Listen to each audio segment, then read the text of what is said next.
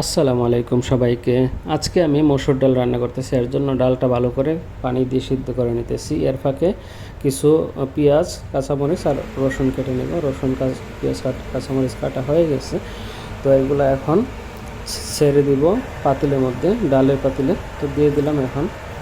তো একটু নাড়াচাড়া করে তারপরে এর মধ্যে হলুদ দেওয়া লাগবে অল্প একটু। তো হলুদটা দিব এখন। মোটামুটি একটু নাড়াচাড়া হয়ে গেছে, এখন হলুদটা দিয়ে দিছি। দেওয়ার পরে মানে ডালটা এরকম কালার আসছে। তো এইভাবে কিছুক্ষণ নাড়াচাড়া করে তারপরে মোটামুটি যখন পেঁয়াজ রসুন সিদ্ধ হয়ে আসবে তখন বাগার দিব। মোটামুটি সিদ্ধ হয়ে গেছে। এর ফাঁকে একটা পেঁয়াজ কেটে নিছি আর তেলটা গরম করে নিলাম। এখন পেঁয়াজটা তেলের মধ্যে ছেড়ে দিব বাগার দেওয়ার জন্য।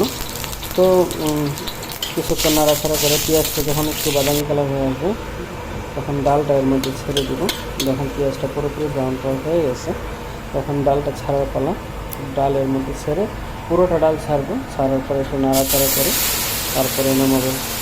আসলে আমি পুরোটাই ছেড়ে দিই একসাথে, কারণ একসাথে দিলে ভালো, বাগার দিলে ভালো হয় আর কি।